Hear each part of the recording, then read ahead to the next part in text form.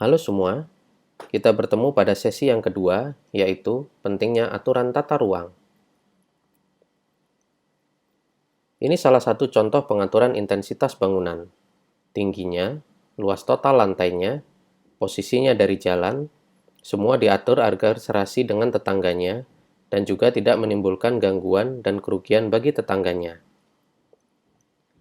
Namun khusus di Surabaya, di salah satu area CBD, bangunan tinggi bisa berdampingan dengan sederetan rumah-rumah sederhana yang disebut kampung.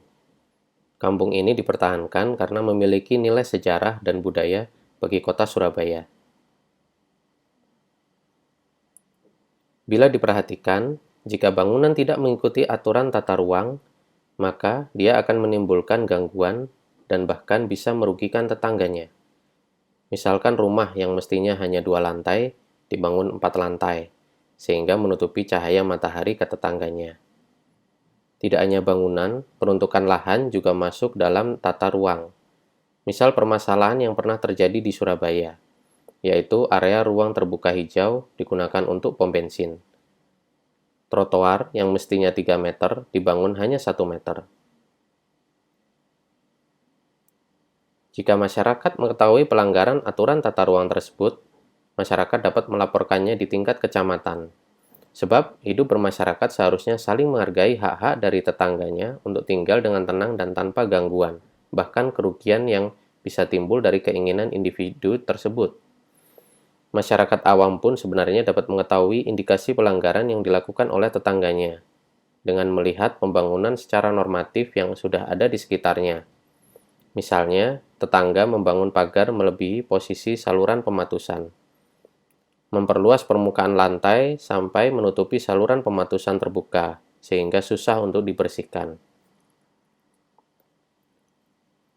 Di Jakarta, informasi mengenai aturan tata ruang telah tersajikan dengan baik dalam format kode dan peta lokasinya, sehingga seorang warga masyarakat dapat mengetahui lebih detail mengenai aturan yang harus dipatuhi oleh warga masyarakat lainnya yang ada di sekitar tempat tinggalnya. Kode-kode yang disematkan pada simbol lingkaran diposisikan masing-masing pada satu blok, yaitu gugus bangunan yang dibatasi atau dikelilingi oleh jalan umum. Informasi ini bersifat interaktif layaknya peta Google yang dapat digeser dan diperbesar sesuai keinginan kita. Jika dilihat lebih detail, pada simbol lingkaran tersebut terbagi menjadi 4 dengan masing-masing bagian berisi kode, antara lain kode tipe masa bangunan, kode ketinggian bangunan, kode KLB dan kode KDB. Di samping lingkaran juga terdapat kode peruntukan atau penggunaan bangunan. Data seperti ini akan dicantumkan ke dalam satu dokumen yang disebut LRK, Lembar Rencana Kota. Di Surabaya disebut SKRK, Surat Keterangan Rencana Kota. Setiap warga masyarakat yang ingin membangun di atas lahan di dalam kota harus memenuhi persyaratan ini. Menurut Deciara, ada beberapa unit intensitas pemanfaatan lahan, antara lain land area, floor area, building area, open space, bahkan ada juga livability space dan recreation space.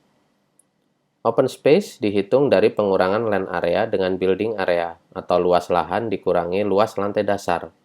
Sedangkan livability space adalah sisa lahan dari perhitungan pengurangan open space dengan area parkir dan area pergerakan kendaraan.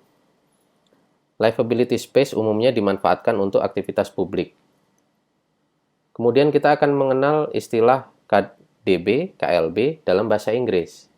Yang pertama KLB, bahasa Inggrisnya adalah Floor Area Ratio atau disingkat FAR. Sederhananya adalah perbandingan antara luas total lantai dengan luas lahannya.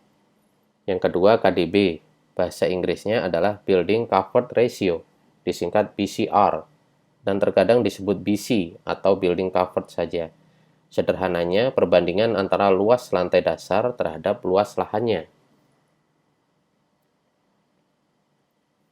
Ini adalah ilustrasi pemanfaatan lahan yang di atasnya bisa dimanfaatkan tidak hanya untuk bangunan melainkan fungsi-fungsi lain seperti area terbuka hijau alami, area kolam, jalur perkerasan untuk sirkulasi manusia, lantai perkerasan tak beratap, perkerasan aspal untuk carport dan sebagainya.